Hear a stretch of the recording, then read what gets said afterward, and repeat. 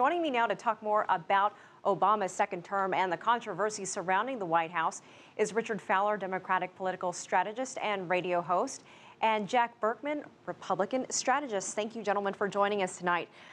Jack, let me start with you, because anytime the President of the United States goes to the East Room and makes a public statement, it's a big deal. He did that with the death of Osama bin Laden. This isn't just any statement. Do you think that he accomplished a lot by announcing the resignation of the acting director of the IRS? Not really. I think Obama's doing his usual good job of spinning it like mad. I'm going to go out on a limb here. I think I'll be maybe the first Republican to do it. It's time for the president to resign. We're ready to use the R word.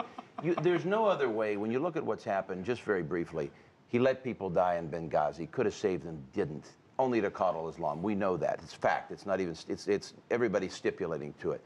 Why would IRS bureaucrats on their own attack conservative groups? They never would. Clearly, they were driven by the White House and Democratic politicians. Who else could do it? The only issue remaining now is how high up the food chain does it go? Does it go to the chief of staff? Does it go to the president? Obama's responsible for all of this. The president needs to go. I can save everybody a lot of aggravation, including him. His second term is going to be nothing but miserable. Don't go through the pain. Don't go through the aggravation. Exit now.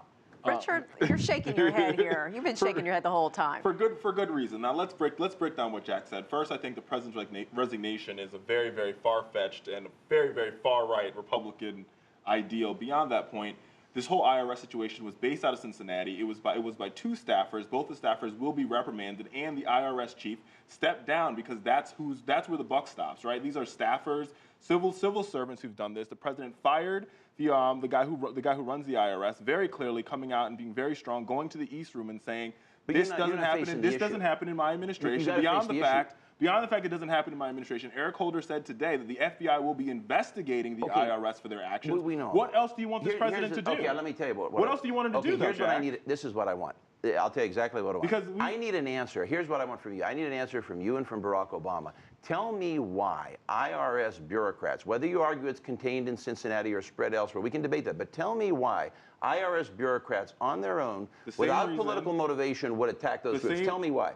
Listen, first of all, we've seen this from the IRS before. It happened in 2004 when they audited the NAACP because of the George W. Bush IRS. Beyond that fact, the head of the IRS is a Republican appointee from George W. Bush. Additionally, there's no connection to connect us to the White House whatsoever. Richard, let you me cannot ask, connect us to the White House. Richard, let me ask you this. I mean, people have said that the president is in a bubble. Is he really in a bubble? And to add to that, with everything that's gone on this week, he's angered a lot of people that actually support him. He's not in a bubble because he knows he wants to pretend he's in a bubble so he can isolate himself from this. He wants to do. He's going to do it. The president has always been very clear since the start of Benghazi till today. Been very clear. The buck stops with me as president of the United States, and I will do what it takes to make sure we return integrity to this government for the actions of civil servants. If he doesn't want to take my advice and resign, they questioned his integrity during Benghazi, and he responded. They questioned his integrity here again today, and the president came out to the East Room and responded strongly by not only firing this guy, by ordering his attorney general to call the FBI to have an investigation. Mr. Schulman, the guy at the IRS who's probably responsible for this, is a Bush appointee. Exited quietly. Is he not a Bush appointee? He exited quietly in November and December. What the Bush administration They got him out of the way. Richard wants to focus on who's a Bush appointee. The issue is, there's only one issue in this. How high up the chain does it go? Who in the White House ordered? With two rogue employees in Cincinnati. But why? What would be their motivation? So you think it's going to be business as usual? You think the president came out today and then they're going to carry on with the American business? Elaine, I would argue that I think what we're going to see is the president's going to have a couple of rough days in the media. And he's going to have to weather this storm and show true and real grit and true and real leadership. We saw that today. We'll continue to see that. Leadership. And this is all a smokescreen for the fact that Republicans do not want to deal with immigration reform. They do not want to deal with guns, and they don't want to deal with the issues facing the American people. Here's the reality. They would rather talk about Benghazi, which happened months ago. All I can tell you is if you fast forward 3 months from now, Richard and MSNBC and all the liberal intelligentsia, they will regret. They will regret very deeply backing the president, because the only issue is, when will they exit? This thing is going to become a Watergate overnight. It's worse than Watergate. It's worse than Watergate because here we have no explanations.